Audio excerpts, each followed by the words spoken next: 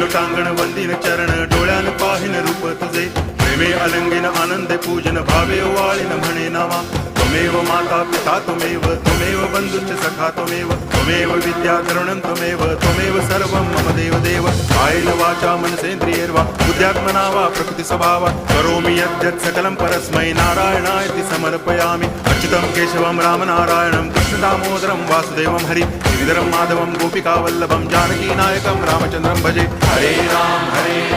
Ram Ram Hare Hare Hare Krishna